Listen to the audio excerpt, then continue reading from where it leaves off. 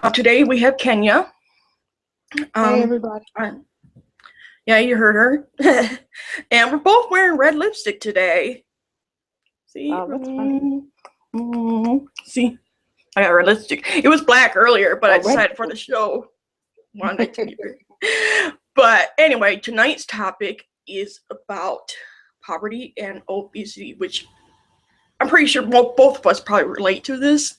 You know, I'm Uh-huh. I'm not sure if you're middle class or if you ever been in poverty, but I live in poverty. So, but is there anything that you want to say? Yes. Well, yeah, poverty job, but I grew up in New York City in an area that was very poverty stricken. So I know what it's like to grow up, you know, in poverty, I guess, or unprivileged.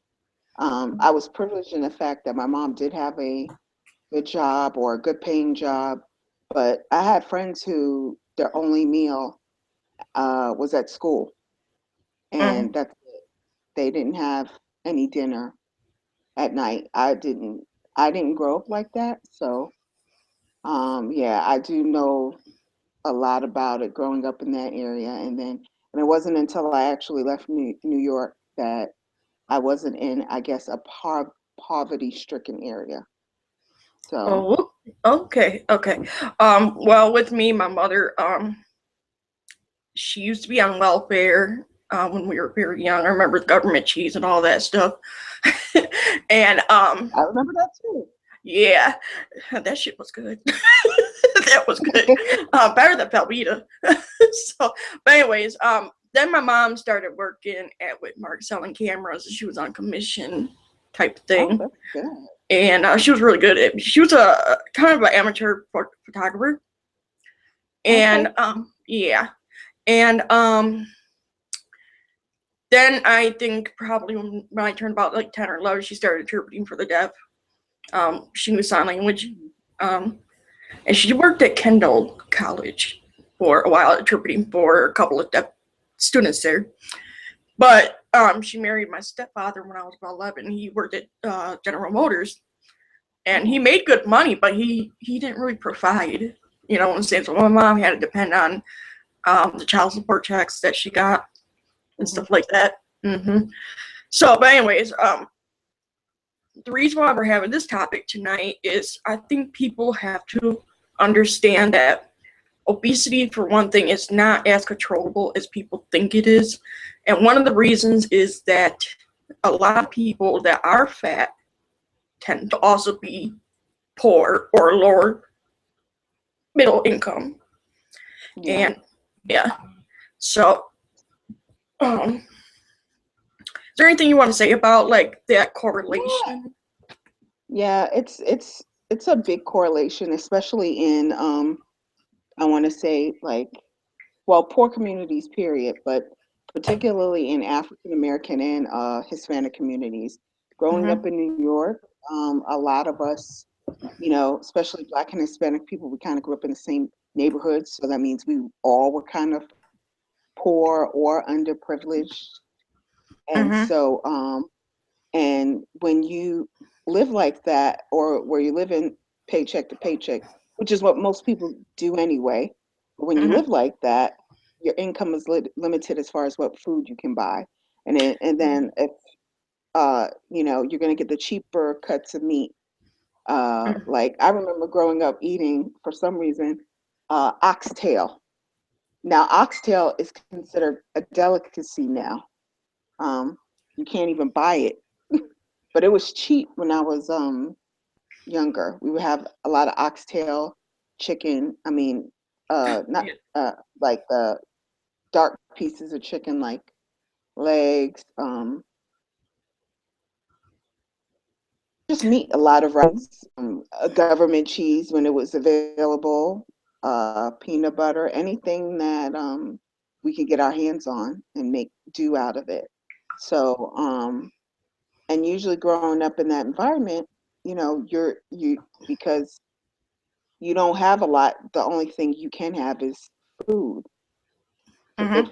the food is available, like that, where it's government food that you're getting, you're going to eat it. That's the only thing you can do. But then sometimes, and that food is usually more fattening. Mhm. It's not the best food.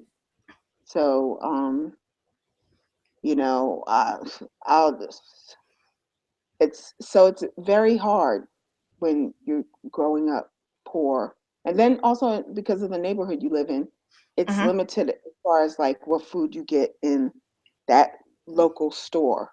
Like I Right. remember uh growing up, like one time uh maybe buying grapes from the store across the street because and lettuce. I remember buying grapes and lettuce, and that was it. Um, Mhm. Grapes cost a lot of money. Lettuce, like a head of lettuce, we could afford. Maybe a tomato, but those things were expensive. It And was, and we'll talk a little bit about, we'll talk a little bit about how, fresh produce and stuff like that's very, very hard for poor people to get. And we'll yeah, talk about that later. I didn't mean to cut you off, no, but go ahead, go ahead. yeah, I didn't mean to cut you off. But No, go yeah, ahead. you're pretty much right. When you're poor, you have to pretty much scavenge stuff, and you have to put stuff together that will be tasty. I personally, I'm single, so I don't have a family to feed.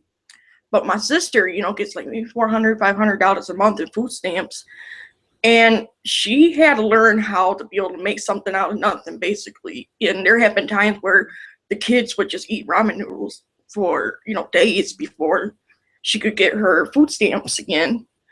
And so it's food stamps and all that stuff is kind of like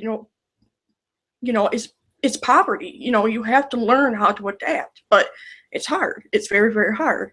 And of course, talking about the jobs, it depends on where you work. If you're probably working in like a factory, you might make good money. You're kind of like GM before they closed down. My stepfather in his gross was making about like $40 an hour because he was a tool and die specialist. But Oh then, my God, wow, yeah, well, that was before all the a lot of taxes and money. child support. All the taxes and child support uh, were taken out of Still a this. lot of money even for now an hour. Yeah, yeah, it's Hmm. it's his gross. It was his gross, but Hmm. he wasn't even anywhere near retirement when that place shut down. But it really bothered him. But yeah, so it's like depending on where you work. If you work in retail, I've come across people that work in retail. They work like two different jobs because they can only get part time in one place. And then you have to go part time in another place, and that basically is full time work, but it's two different places, and that's just to like try to get the rent paid. And so it's like there's And very that's, little. Yeah, go ahead. You were I gonna was say something. saying, and that's another thing that has to do with why so many people live below poverty. Is it's very hard for obese people to find jobs, like full-time jobs, especially in managerial or high-paying positions. They don't, because feel like when you're fat, that you're lazy, you're stereotyped as lazy, you're Mm-hmm. stereotyped as unclean, maybe Mm-hmm. even unethical, and that you're not really interested in doing the job. So are overweight, particularly obese, they have a hard time finding a job and keeping a job. And then there's also the factor that if you're obese, people automatically think you're unhealthy, that you have diabetes, high blood pressure, and all the comorbidities that And go along what? And you talk about all that health stuff. We talked about the religion of we talked about the with. religion of weight loss and all that. Um, as healthism is practically the religion or the doctrine. So, you see it on the internet. You see how people talk about how unhealthy it is to be fat. It's like, oh, you can be happy with yourself, but you're going to be unhealthy or whatever. And I'm still doing the research on that commentary stuff. I haven't been doing it because I Yeah. kind of went through another depression spell. But people are just brainwashed by that. People cannot think outside the box when it comes to obesity. And, you just talked about how they will view it as unclean, unethical, lazy, and stuff like Lazy, that. yeah. And, it is hard It, for, larger it people. decreases your it Go ahead. decreases your chances of finding a job. If you are deemed lazy, unethical, unclean, you're gonna be late. You're not gonna show up on time. Maybe even you're unintelligent. People are not gonna want to hire you. So that also is a major contributing factor as to why so many obese people live below the poverty line. They're not willing to take the chance on people who are obese. I mean, I had a acquaintance, I guess, from school. He was a guy who had to weigh over 400 pounds, Mm-hmm. and really obese guy, but a brilliant graphic designer, and he just struggled all the time with people trying to not hiring him. He had a job, he did great work, he had a job, but he was now living in poverty. N- going to school like me, trying to get a job, working within the arts, but having a hard time. People didn't want to hire him because he was fat, and And they that's it. felt like he was healthy.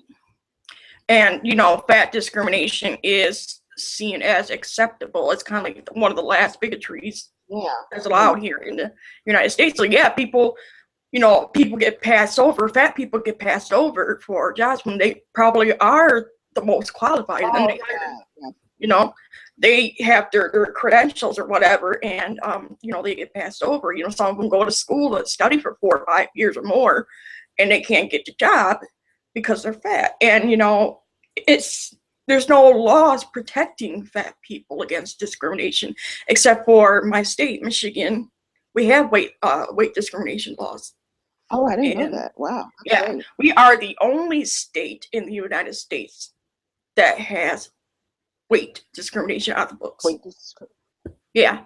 okay. So, it's but the thing is that discrimination still happens. I come across people from Michigan that are having a hard time finding a job, but then again, Michigan's kind of in a bad state, anyways. But there are some people that have come out and say that because they were fat, they got fired or they got whatever. And so it does happen, even though we have weight discrimination on the law on books.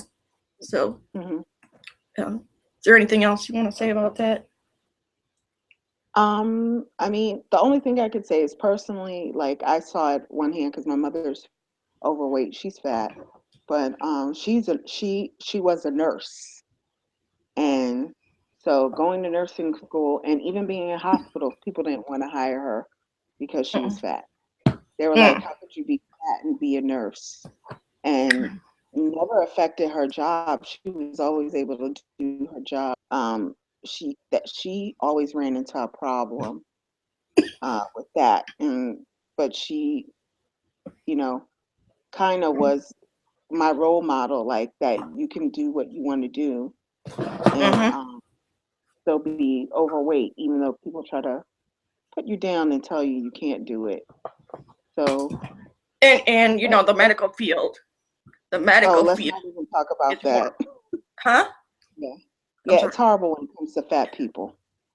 Yes, it is. And there's a lot of fat nurses that are being told that they gotta lose weight. You lose But weight, yeah. let's kind of talk a little bit about this. Working and some of these weight loss challenges that they put up in the office or whatever. So you're kind of expected to join that. Some companies make it mandatory, Hmm. and if you don't pass or you fail that, you can get fired. Right. There's these like what do they call it? Wellness management that are popping up in workplaces all over the place. This is the whole thing about obesity being like a moral panic Yeah, and a health is panic, kind of, sort of. yeah, So yeah, so I mean, I don't know if you ever encountered something like that. yeah. Yeah, I've seen the wellness plans, and But this is where I guess what I'm trying to think of the word, the discrimination about obesity comes in, Mm-hmm. where I like to sign up for the plan because I like the free gym membership because I like Mm-hmm. to work out.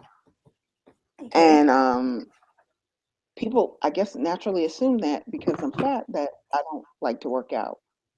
So, Yeah.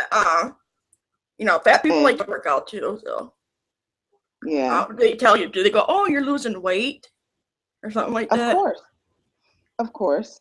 Or I've been told, when I was walking really fast on the treadmill, hey, over there, you're walking fast. Keep up the good work.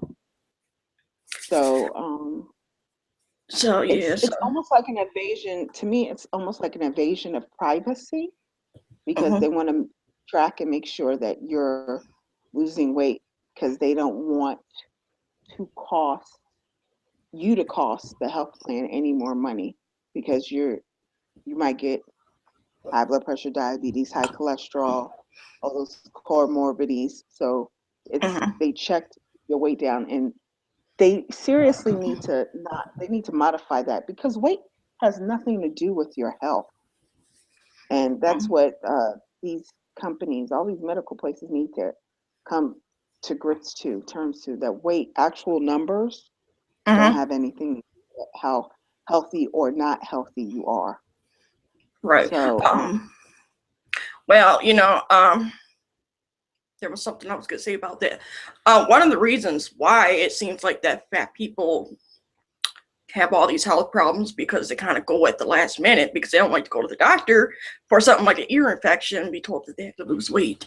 Now my doctor is really good at not doing that. I mean, I'm usually bringing up diet to him. I'm usually talking about weight to him, but he does it. I told him when I first met him, I don't want everything. I don't want all the answers to be about my weight. I want you to treat me for whatever symptoms I have. yes, yes, yes. And if I'm concerned about my weight, then I'll bring it up to you. You know what I'm saying? The only thing that they are concerned about is the fact that I could get diabetes because my mother was a type 1, brittle diabetic. Hmm. And my grandfather was type 2 diabetic, and he was thin. He wasn't fat, he was thin. And I have some ancestors on my mom's side that had type 2 diabetes and they died early, because back then there was practically the technology and stuff wasn't as good back then. But my sister has type 2 diabetes and I'm at risk for it. And I just had my blood work done and everything came back good. So I'm not, No, that's great. yeah. Well, the thing Hmm. is that they're going to continue to monitor it because of my risk is higher than a normal person would because of my genetics. Hmm. So, but anyway, we got to kind of move on to the next topic, which is we were talking about the economy. We were talking about supply and demand, Yeah. population growth effects on food cultivation. We did talk about accessibility of food, but I kind of think we can kind of Just seek into. mull over that a little bit. Yeah.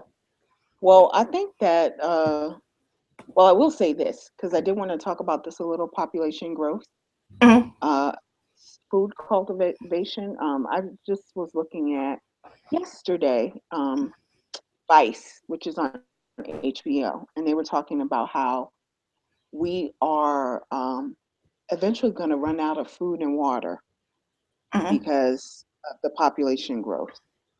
mhm, And what we are have become like a meat consuming society where meat is like a big part of our diet, and there is uh-huh, not enough meat to feed the demand. And not yeah, only that, but how water, it takes water to take care of the animals, and it takes water to grow our food. But mhm, they were, and this is how it's correlated. I'll bring it back to what we're talking about. This is how it's correlated to obesity and food. mhm, It is, they're trying to make food so cheap so that they can sell, $1 hamburger meals. mhm, You know, it is if you're a poor person and if you're a working person and you work in that eight-hour shift at your job, maybe you're single, maybe you're not single, but Mhm. you're a poor person and you're working, because I'm talking about working poor and middle class. Mhm. It is so convenient for you to buy that $1 McDonald's hamburger to feed your family, or to buy those 20 or spend $20 on that um, you know, big meal at KFC or something like that, Mhm. and where you're stretching that dollar further because you can't afford to buy healthy organic fruits, vegetables, Mhm. and things like that. So Yeah. I think that's a major reason why so many people are at least fatter than they can be or should be, or have health problems, is because you're trying to feed your family and you only got $10. Yeah. Yeah, you're buying 10 hamburgers at McDonald's Not because not to everybody. yeah. Yeah, Yeah, go ahead. not to I'm sorry, not to mention that the meat that's like at McDonald's or Burger King and those big chain corporations, Yes. they are not actual. They're not from prime cuts or anything. They're actually Yeah. you've heard about the pink slime thing a few years Yes. back, Yes. and Yes. that's Yes. exactly what it is. It's animal Yes. byproducts. It's not good meat. It's just a bunch of like fatty stuff and organs and stuff like that. Offal is what they call it, where Yeah. they use the organs. So they Yeah. grind that all up and they make it's really Make nasty. patties. Yeah, Yeah. it's it's really nasty. So our food cultivation is it's getting harder now that we got like I think we have almost 400 million people in the United States alone. But another problem with the cultivation of food is that crops like corn, for example, is depleting the nutrients in the soil. So it's getting Yeah. harder and harder to grow corn and other products that depend on getting fed from the ground. And So we don't need corn in our diet. We don't necessarily need as much corn as we eat in our diet. It's just that it's easy and it's cheap and it mhm, is cost effective. And so that's why all these cows, chickens, and getting fed corn, and mhm, and and you've seen, at least in the last 5 years, there's this movement away from us using high fruit, high fructose corn syrup yeah, in food and in bread, especially, that mhm, kind of thing. And then there's the gluten-free movement. But most fat people can't afford to buy gluten-free yeah, what is it? Can't afford that. If again, if you're working you're working two part-time jobs to make ends meet, the last thing yeah, on your mind is buying gluten-free bread and organic meat. uh-huh. You know, that stuff gets expensive. It does. I I will sometimes because I get right now I get $172 in food stamps. So every now and then I will get something that is organic or vegan or something like that, but it's not feasible for just $172 to actually get all organic stuff. I might buy like organic milk, try that, or I might see a cheese that I want to try, I'll buy that. But I can't like actually make it a habit for me to go and get all organic or gluten free or whatever. A gluten free bread is probably about $3 or $4, a loaf of bread, and I don't eat a lot of bread, so I'm Hmm. not going to waste money on something that I'm not going to eat. Hmm. So, but that kind of makes us go into like the whole food industry thing. We're talking about the food industry, and like I said, we are a growing population, and it doesn't look like it's going to slow down anytime. So a lot of you were talking about like cows and meats and stuff like that, and a lot of times animals are pumped with hormones in order for Yeah. them to produce more milk or produce more meat, and it's like Hmm. that probably has an effect on us, and it may be one of the things that's causing poor people to be obese. Because I will yeah, say this because I'm going to tell you this because Now I'm kind of like saying where I'm from, but I am from the Bronx. I'm from Bronx, New York, and I just found out. I think it was the year before last that uh between the 1970s, the late 70s, and the early 80s, almost all the milk that was sold in the Bronx, in the South Bronx, Mm-hmm. um, was sold in bodegas, and it's on. I don't have the website information, Mm-hmm. but that bodegas like a small store, mom and pop neighborhood. So you go Okay. there to get your bread, milk, and your potato chips, whatever. But Mm-hmm. anyway, most of these stores, the government gave them milk that contained a chemical that caused type 2 diabetes later in life.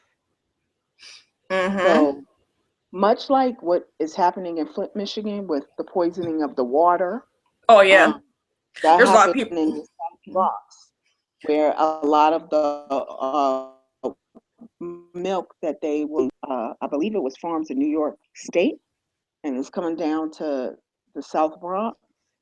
It was had something in it that would cause type 2 diabetes. And It's got to so be some sort of it's got to be some sort of hormone or additive that they're there's injecting the some animals. hormone or some additive in there, and it's out there, it's on the internet. I saw it. Don't remember who said it, but it was actually by a scientist, you know, a Caucasian woman who was Mm-hmm. talking about it. How she studied it. She's went back and looked at the kids who grew up drinking that milk. Mm-hmm. So, and how they all, like a large percentage, like 80%, 70% developed type 2 diabetes. That's interesting. Because I did read a long time ago, maybe a few years ago, about how young girls are starting to reach Yes, puberty hormones. Yeah, earlier, and yeah. yeah, and That's been going on for a while. yeah, um, milk is something that we need, because it has calcium and stuff Mhm. in it, but they do load it up with preservatives and stuff. Um, like homogenize it, they pasteurize it. Um, We actually don't need milk. we I don't. want to state that. No, we don't need milk for calcium. There are so many more vegetables that have just as much calcium as milk. We don't need Mm-hmm. milk. We need broccoli. There's most of our calcium we can get from green leafy vegetables. So like spinach, kale, broccoli, anything that's green and leafy, we can get calcium from that. We don't need the calcium from milk.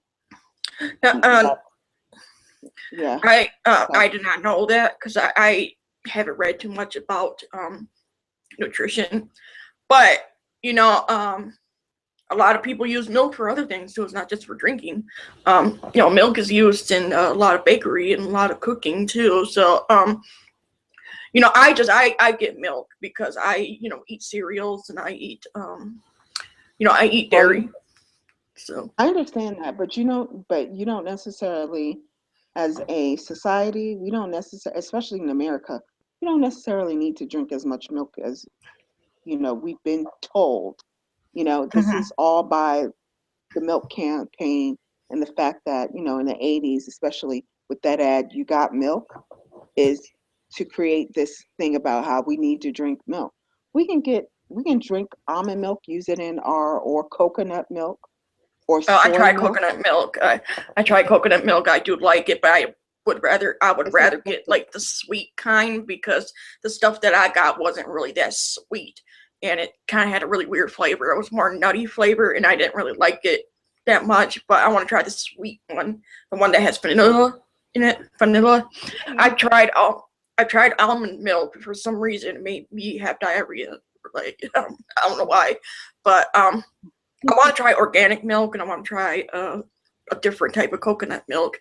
But yeah, I think we're kind of talking about food here. I think a lot of people that are poor don't have really good nutrition education. Like I don't know a lot of this stuff.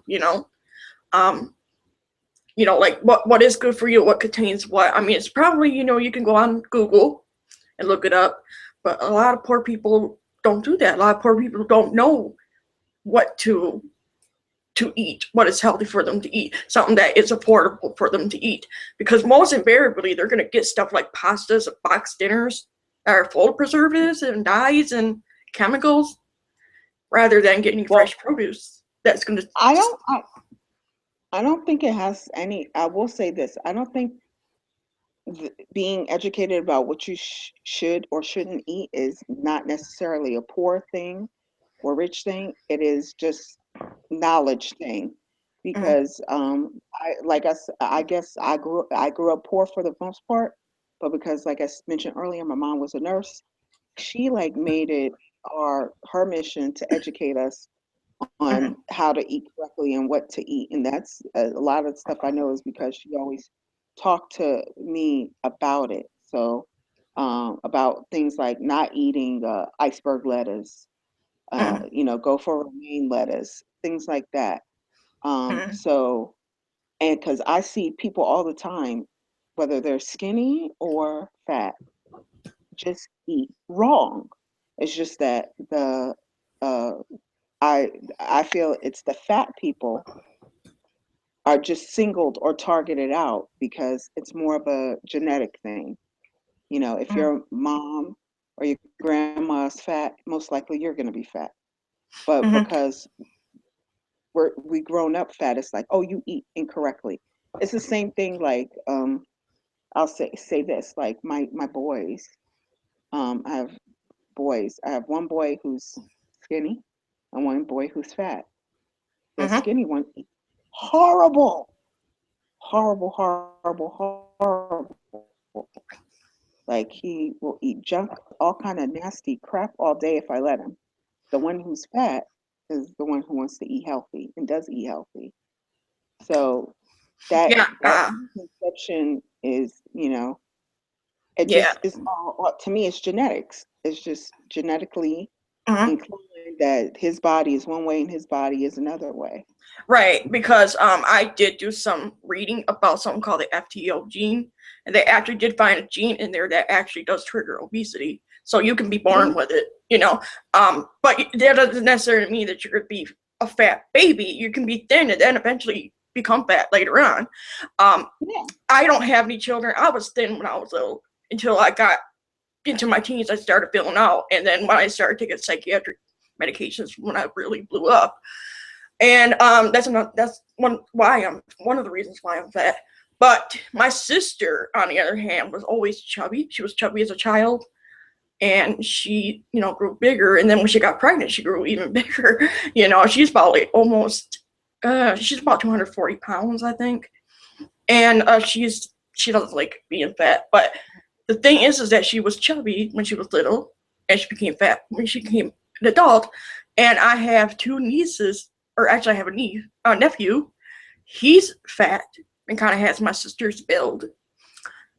My oldest niece, who was pregnant, was always thin, and my youngest niece, um, is kind of built like my sister. She's chubby, and she's gonna probably be fat when she gets older.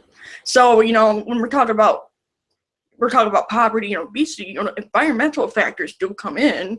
If you're poor, you're probably going to be eating crap. And if you're predisposed to obesity, it's going to happen. Hmm. You understand? I Yeah. get where you're saying, talking about genetics. Yeah, I think it's genetics. Genetics parts of it. Because I can't remember where I read that, but it's about the FTO gene or something. I don't know if you ever heard of that. I've never heard of the FTO gene. I mean, if it's called a fat gene, yeah, I've heard of the fat gene before, Mm-hmm. but I don't I don't know any information about it to that extent like you do. So, Yeah, but even so, that science does prove that genetic factors are part of obesity. There's still people that don't believe in it. They just be and like, they'll be like, oh, and I excuse. agree with that. I'm sorry, I what? agree with that. I said I agree with that. There is I feel like there is no amount of diet and exercise that can make me um skinny or unacceptable to people. Right. Yeah, you kind of cut out a little bit. Are you there still? Yeah, I'm still here. Can you repeat what you said because it just went? Oh, I said, I think there's no amount of diet and exercise that will make my size acceptable to certain people. Mhm. Yeah. Um, Kind of going back to when we were talking about the quality of food. Kind of going back to that. We were talking about milk, and there's hormones and chemicals there in milk. Um, there is something that you probably have heard of this called insulin resistance, and that's Yes. where you certain foods and stuff makes it harder for your pancreas to regulate your blood sugar. And people who have insulin resistance tend to be fat. And there are certain things that we are eating, and we kind of got blame food a little bit, especially the food industry. But Hmm. again, if you're poor, you're going to get stuff that's going to last longer, and that is going to be a very poor quality. At least most of your groceries are going to be like that. Not all of them. Maybe you might get a few produce, probably, but I have seen people that are poor, and myself included. I have bought like those little Debbie snacks. I have bought potato chips. I have bought junky food. I have bought. I have some pasta. Pasta's a carb. And corn is cheap because they subsidize corn, and that's why we have high fructose corn syrup and everything. And that's another thing that could cause insulin resistance. Yeah, I agree. Most of the foods you talked about are insulin resistant. And, but like you just said, like we mentioned earlier about being educated about what you need to eat. To me, it doesn't matter. Even if you were educated about what you should or should not eat, I have gone into places like, I'll just say this as an example, Chipotle's, which floors me. I see these skinny, skinny stick figure girls go in Chipotle's and eat a 1 pound burrito. I can't do that. Mm, And even if I tried to do that, I could maybe get halfway through it and mhm, save the other half for later. So, but to me, it doesn't have whether we're eating Chipotle's. I've seen people people drink what is it, Starbucks. mhm, I like Starbucks too, mhm. but people go there every day and drink it. Those drinks have, Yeah. 1,000 calories. Mhm. So I just don't think it's related to. It's like I just want to bring it back to. I think it's genetics. Obesity is about genetics to me, in my opinion. And there is more science coming out, um, proving that genetics has a factor in obesity. Um, and like I said, I also think there's environmental factors. If you're poor, Oh yeah, more that's likely what. you live you Sorry. live. Hmm? I'm sorry. Yeah, go ahead. Go ahead. I'm Um, sorry. if you're poor, you're probably going to be living in a neighborhood that is probably crime ridden, so you really can't go out and walk. Um, some the parks that are in the inner city, if you will, probably are not safe either. Like we have one here that's kind of in the ghetto, if you will. Um, it's called Martin Luther King Park, and Yeah. there have been yeah. Anything with Martin Luther King usually tends to be bad. Yeah. Well, there have been rapes there. There have been murders Oh my there. God. So yeah. So if you're in a bad neighborhood, you're not going to let your kids go out and play out in the yard or whatever. Let your kids go walk to the park or go to the park, and you yourself are not going to You do know that what? because you don't want to get You are shot. so right. Yeah, because you are so right. Because growing up in New York, yeah, there was a park right across the street from where I lived. There was a park like in the middle of the neighborhood. But I Mm-hmm. didn't go there because the guys were selling drugs in that park. And Mm-hmm. then even when would go out, like go to the store, in my one of my neighborhoods, I went to the store and the store was being robbed as I was in the store. And I was like 16 when that happened. Mm-hmm. So and so when I would go to the store, I would just come, go there, get my stuff and leave real quick. Mhm. And I wasn't interested in walking around my neighborhood because, yeah, I might get shot, I might get harassed. Um, but at the same time, I don't want to make my neighborhood all bad because Mhm. even though that stuff did happen, it still was a community. And I think if a dude came around and they didn't know them, like for instance, my husband, when I first started dating him, I got a lot of the guys in my neighborhood like looking him up and down, like, who's that? We got to check him and make sure he's okay. So, Yeah. you know, they were just looking out for me. They knew I was in the neighborhood, but that's how they looked out for me, even though they were doing their dirt and selling drugs and stuff like that. So it was Mhm. still a community. But yeah, you're right. You don't want to go out. You don't want to go walking. You don't want to send your kids to go play. And as for me, as the drugs got worse and worse in my part of New York, my mother was very grateful for video games. The fact that video games came along because that's Mhm. what we did to keep us entertained as Mhm. That kids. and TV, maybe the internet. Although you didn't TV, have the yeah, internet back then, but um, yeah. yeah, And TV. another thing too, is that gym memberships. You know, a lot of poor people can't afford gym memberships. You know, like what is like $50, $60 a month or something like that, and they might not even have time to even go to a gym. And you know, I personally like yoga. I've done yoga before, and I would love to be able to join a studio. There's all kinds of yoga studios here in my city, but they're very, very expensive. They're like maybe $50, $60 a month. And then they have like, the Baby, yearly, the you can't yearly. even join gyms. You know, you have some gyms that start as low as 20, and then you have some gyms that go as much as like $100, $120. Hmm. And to be quite honest, places like the YMCA, believe I it or can't even not, afford that. yeah, I can't afford it either. Who you telling?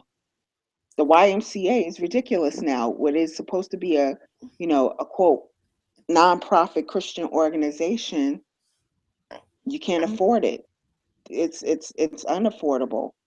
Like yeah, it's the last time I went and asked them about joining, they were talking about I think it was like $700 for a 6-month membership. really? Yes. Oh wow. But but it was for a family membership because it was going to be for all of us. But still, $700 for 6 months. That's expensive. Yeah, it That's a is. light. That's a Yeah. light bill. That's a that's maybe two light bills or a water bill or some car insurance maybe depending on where you live. So Yeah. that's not affordable. So you'd be like, Mhm. damn, I can't go to the gym. I gotta pay this light bill. True, true. And that I think is why a lot of poor people, um, that's one of the factors why poor people are obese. They don't have time. They don't have the money. And again, depends on where you live. You have to stay inside your house if you're in a crime-ridden area where, you can get you know, you Stuff can get taken shot away. or raped or Yeah, something. yeah. And well, I'm lucky. I kind of live in a nice area, but there's more and more Section 8 people come into these apartments, and the apartment complex that's next to me, that's different, has a lot of immigrants there, and so a lot of people from like India and Nepal, I think it's Nepal, Hmm. and Yeah. some Vietnamese people and Somalians, Ethiopians there. So it's not really a bad area where I live. Um, but there's a potential that it could turn into a bad area depending on who gets who starts moving here. And I'm not saying that all people on Section 8 are criminals. I'm on Section 8. Okay. I'm not a criminal. So, um, but And like, I hope you're not saying that all people who are immigrants are criminals either, right? You're not saying right? that No, either. Oh, no, okay. no, no. I didn't mean to imply that immigrants are criminals. No, Okay. the people that are by my house really kind of stay to themselves. Uh-huh. and or two people there of their nationality. Because, like I said, there's a lot of Nepalese people here, and they're really nice. Actually, they got a couple of shops around here, and but they tend to kind of stay to themselves a lot, and I think that's just natural. That's what we as humans do. We kind of stick to our own groups. So yeah.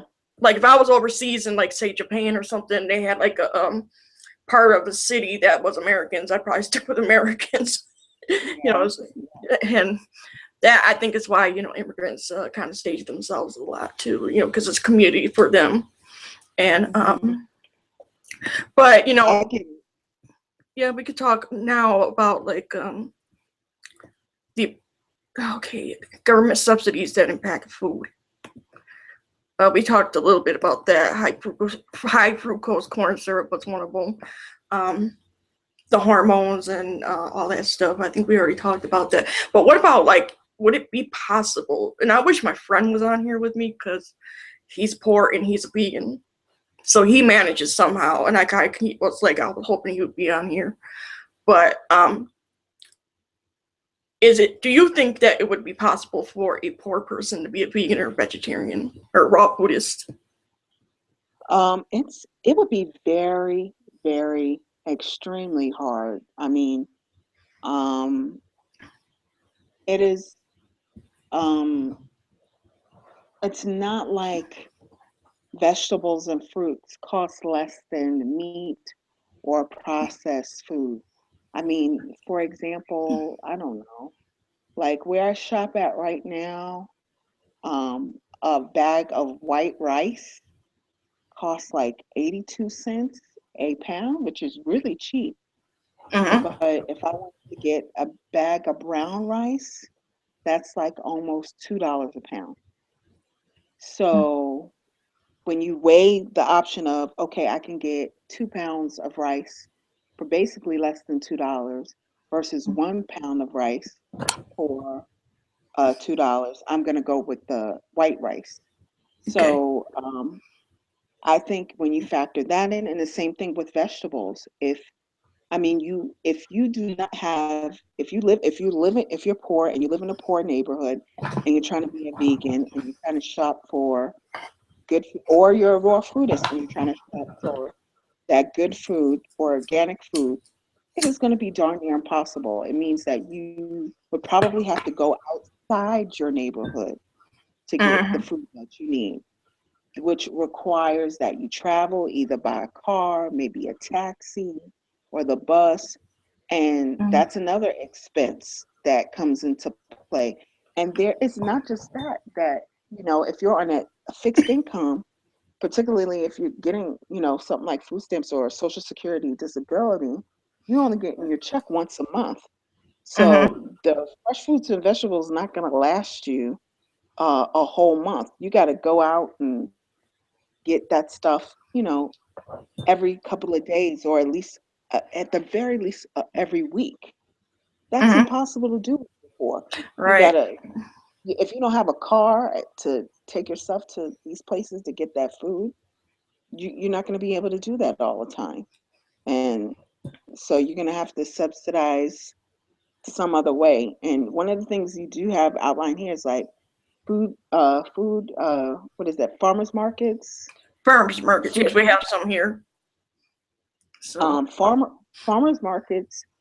My experience with them is the ones that gone to is that you have farmers selling their product, Mm-hmm. but it's usually more expensive, period.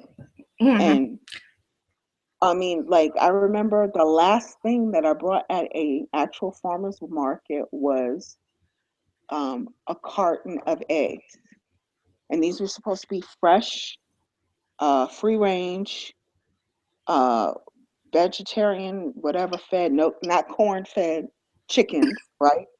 Mm-hmm. And then that 12 dozen, a dozen of eggs was $5. And Wow.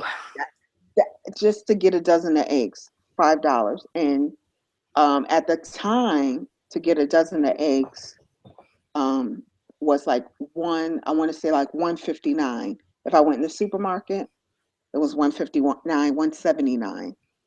So you got that versus, and the same thing is for not just eggs, but any kind of produce you buy, onions, vegetable, broccoli, same thing. You can get I guess, a bunch or a bag of spinach, a small bag of spinach. At least now, I can get it for less than $2. But if I buy it from a farmer, it's gonna be really expensive and I understand that I have to pay more because they're doing the labor and the work for it. Mhm. Yeah. It makes your choices even more limited Yeah. if you're trying to eat healthy and you're trying to eat organic. So, Yeah. Another thing what too. else to say about? Go ahead, I'm listening. Okay. Um, I wasn't trying to one of interrupt the you. things that Sorry. a couple of things that I want to bring up is, okay, in my area, farmers market has this thing where you can double up. Okay, say like you can get, say if you have food stamps, you can get for $20 of your food stamps, you get $40 worth of produce, which is pretty good. But they only do that during the summer. They only do that during the summer when they have the outside market.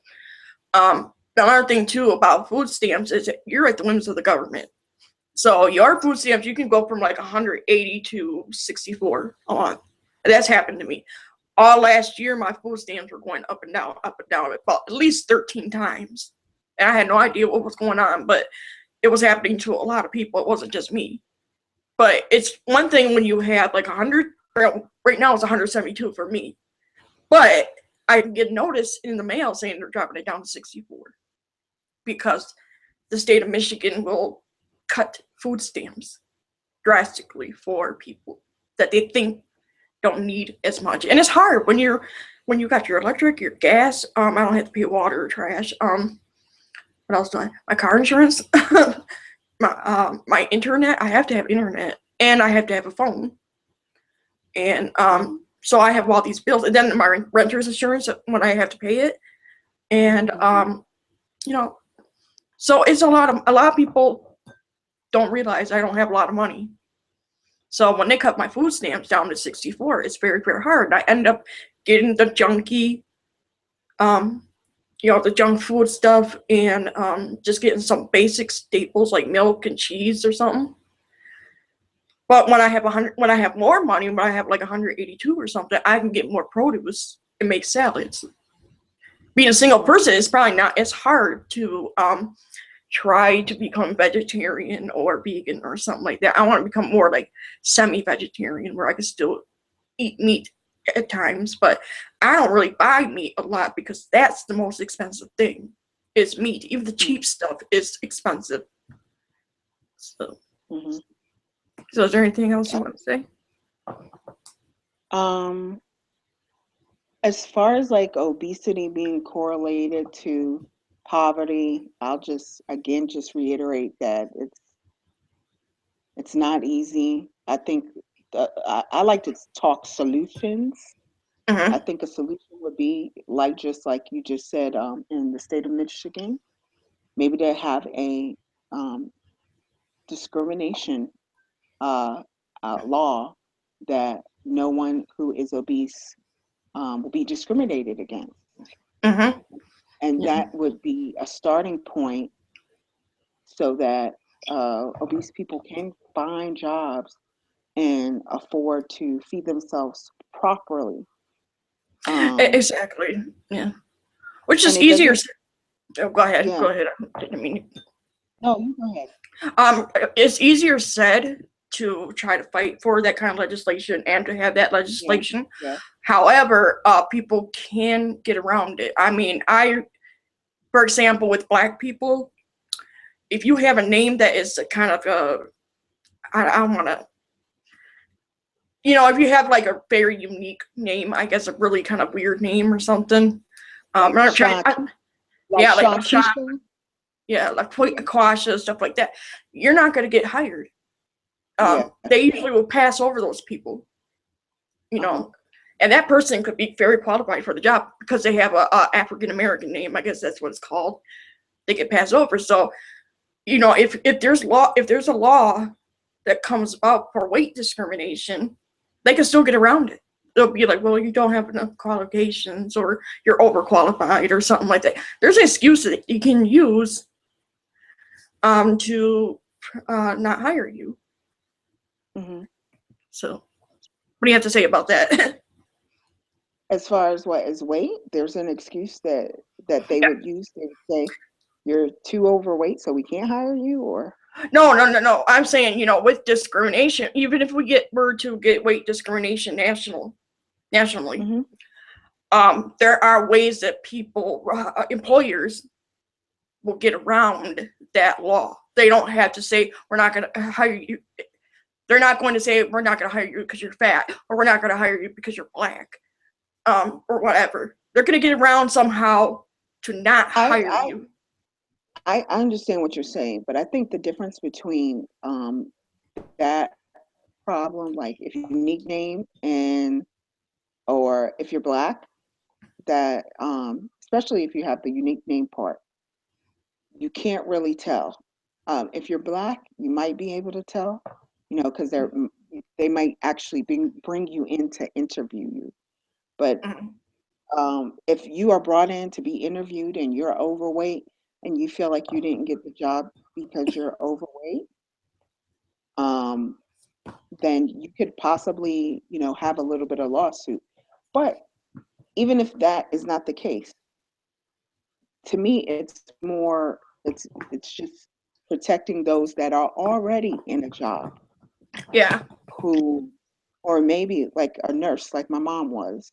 Mm-hmm. And if they're telling that person, you need to lose weight or else you're going to lose your job, or a bus driver, or whatever that job may be, where they're demanding that you lose weight in order to keep your job. As long as you're meeting the requirements for that job, that's where that law would really help people. Yeah, I agree. I agree. And then also, just like people with disabilities, and like every company, at least in America, is supposed to hire a certain amount of people with disabilities, and there's disability laws that, especially in that questionnaire, if you're filling out a job application. I know I fill out job applications, they always ask, are you disabled? And they're supposed to give you a preferential treatment if you're disabled or if you're a veteran. So maybe putting that on a question, and sometimes they even ask you, what's your race?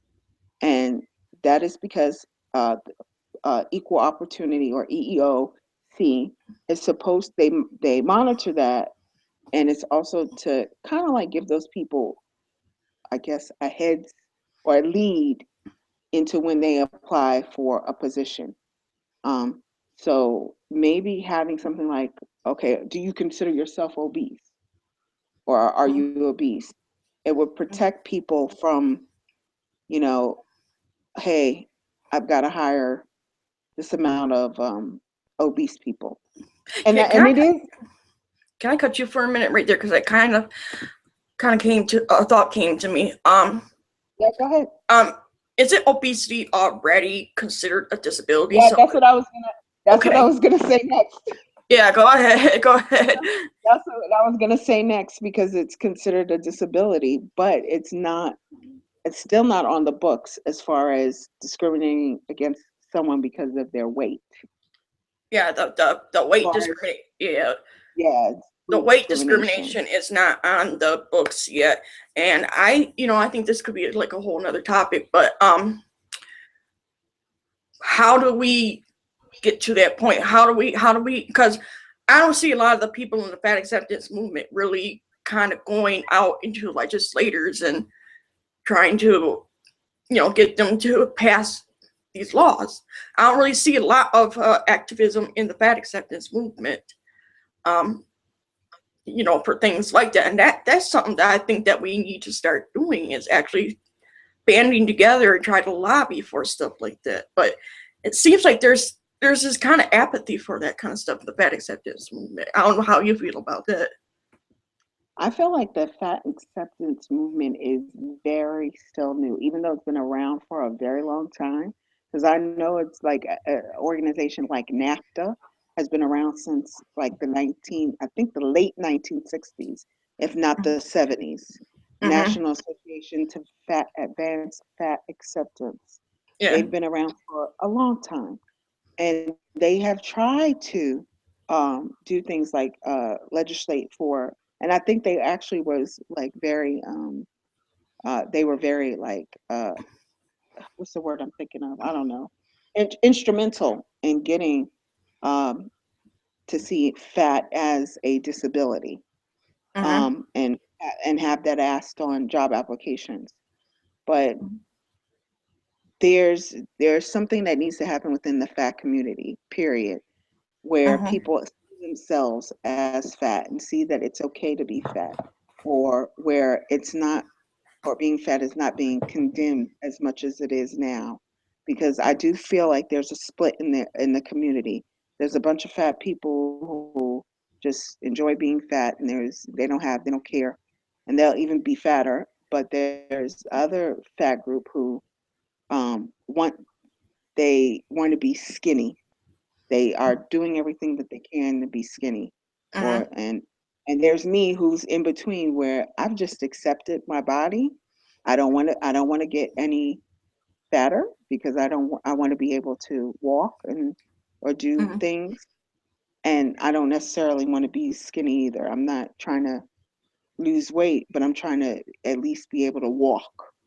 And Mm-hmm. cuz so that has to come together first. As a person, I'm going to say this last thing, as a person of color, black people, there's a fight within my community where you have the older generation fighting against the younger generation. And I think that happens in the fat community.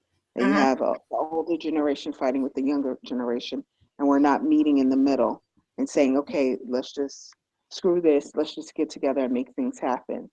And Right. Mm-hmm. and that's what I feel like that needs to happen. We need to come together as a community and first visibly accept the fact that we are a community, and Mm-hmm. then just do go hand in hand and do it together. Right. But I think that's kind of what you're saying needs to happen within the fat acceptance community. We need to come together and figure out what it is that we are, our mission statement or whatever. Um, we need to because there's like radical fatties or like Yeah, people that yeah, are radical. yeah, Then you have people that are into body positivity, and that's including skinny people and thin people, people that are in yeah, between. yeah, And it's yeah. like these two groups kind of got to get together, but there's a split there, and it's like I don't even know where I really fall. Um, I agree with you. and I feel like if you become too radicalized, then you kind of shut out other people that could benefit from this movement, like anorexics, for example, or bulimics, or people that have bad body image. Like I have bad body image. It's kind of hard for I me to accept myself. So we need to. I Yeah, go ahead. I was just gonna say, I've been trying to say this in groups, and when people, and I've been booted out a couple of groups or asked not to be there because I'm into body positivity, and what people are not seeing is that skinny, extremely skinny, thin people, that they don't like their bodies either, Mm-hmm. and because they feel like they need to be voluptuous or something. Who is it? The actress, I always forget her name. She was in the Pirates of the Caribbean. Um, but she talked about it. God, why I don't ever remember this chick's name? But she was in the Pirates of the Caribbean movies, and she talked about how she's an A cup, and how they are constantly photoshopping her because you could see her ribs and stuff like that, and they Photoshop her ribs out and whatever. She doesn't like that either. Yeah. I'm like, Um, I agree with you. You should be able to see your body the way it is, not the way people or this society wants to see it. You yeah, know well, what I mean? talking about photoshopping, I know that I believe it's Ireland or Iceland that actually banned photoshopping, so they had to find naturally beautiful people. So there's kind of a Mhm. movement of that's kind of becoming a movement here in the United States because we got so many people that have bad body image, and I know that a lot of poor people, on top of that, on top of all the stuff they get stressed out about, they if they're fat, they're gonna have a bad body image, or they're gonna feel bad about themselves, and I think within the fat acceptance community, we need to look at these intersectionalities, like Yes, being black and fat, being poor and fat, being disabled and fat, yes. all these different intersectionalities. And I think we can have topics on that, um, probably in a future episode. Um, but yes, the fat acceptance community needs to kind of come together, and when it does come together, I think it will eventually.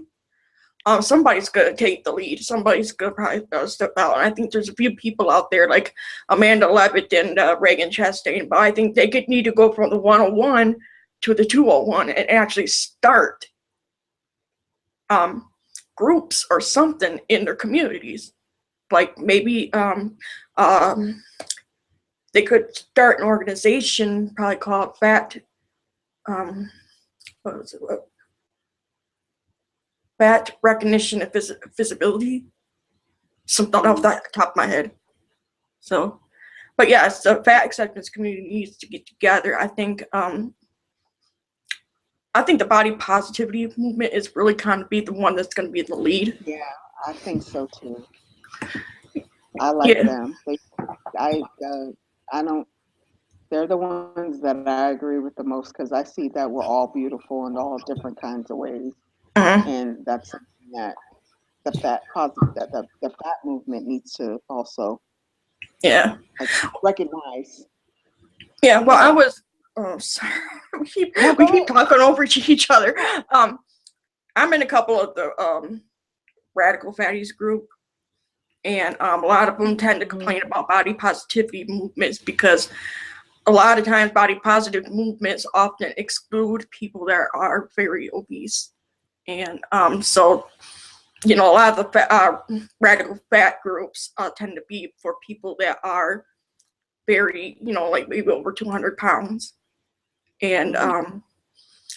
me, on the other hand, I don't see myself becoming a radical like that.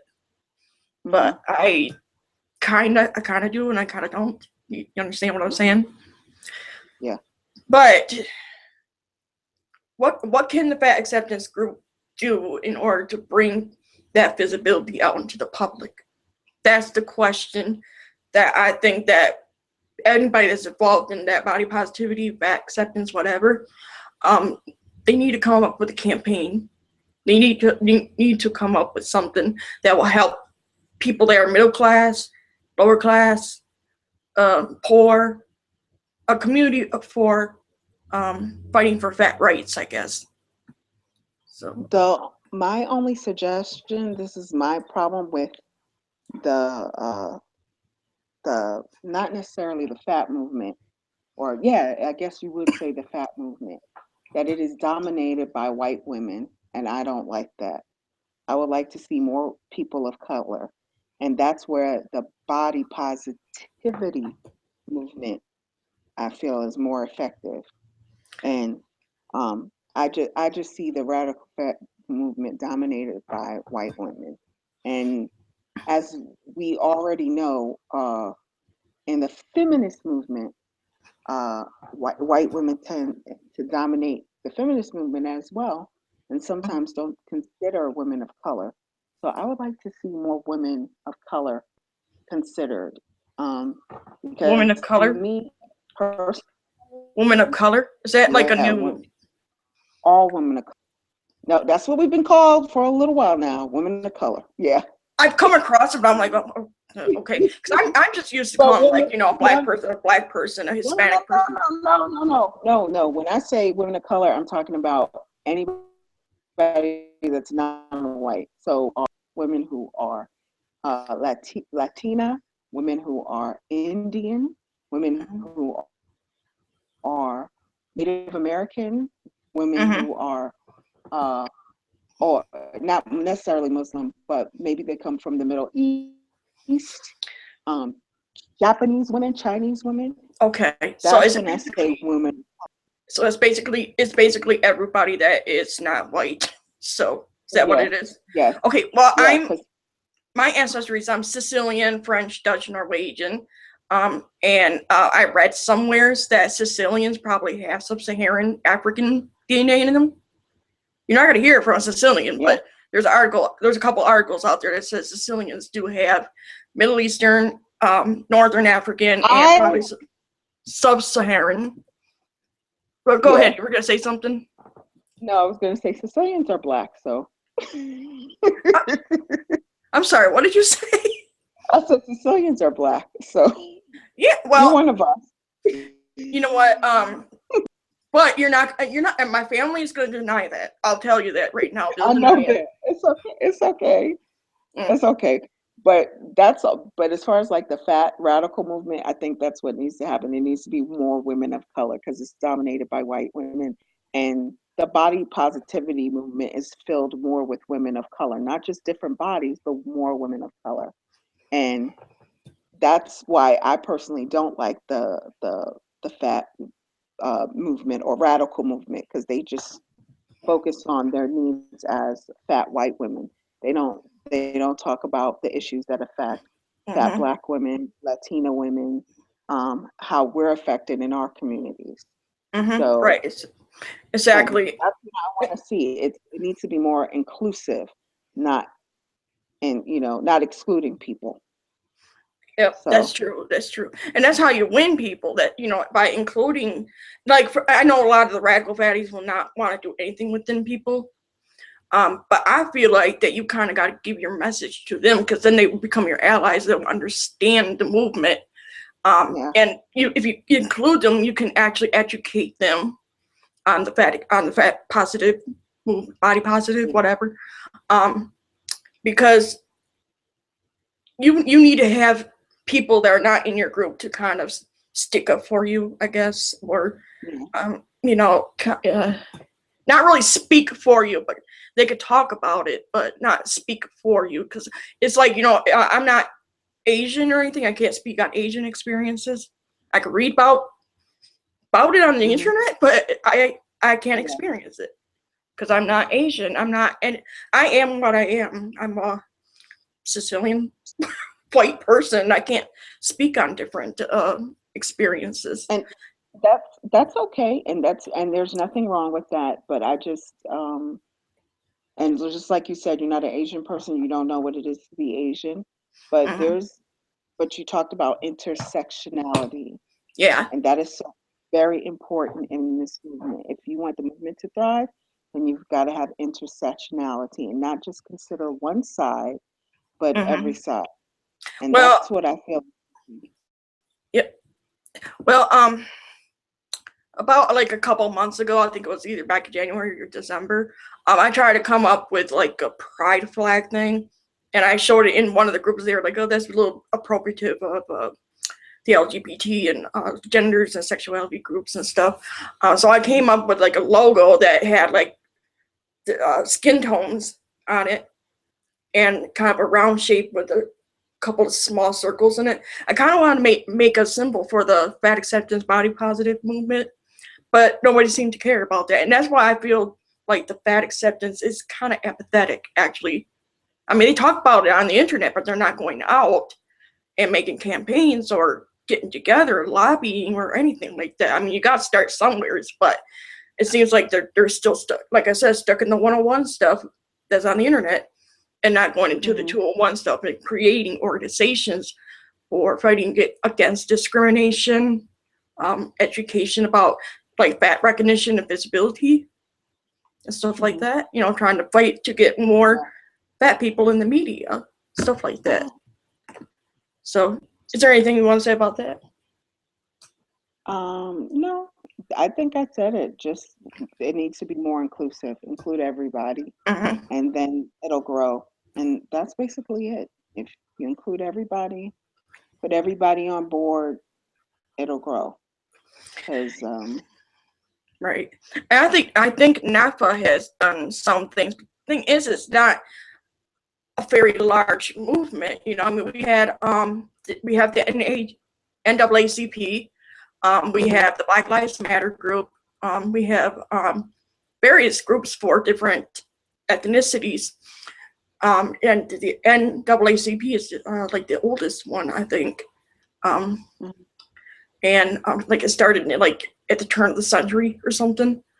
But NAFA is kind of small and cloistered, and not really going out and starting new chapters and stuff like that, trying to get people to come in and learn about fat acceptance or body positivity. And I think again we need to talk about intersectionalities, like you said, including people of color and white people, thin people, and fat people. And then once we get all on board, then we can actually start stuff out there. So is there anything else you want to say or bring up? Nope, that's it. That's it. I think we covered it all. And a little bit more. Yeah, and a little bit more. Yeah, that's true. Yeah. All right. Well, kind of want you to stay on while I cut the broadcast off, but let me say goodbye to whoever, if you come across this. I know we kind of talked off topic a bit, but I hope you enjoyed this show, and I hope to do some more. So goodbye for now. Bye. Bye.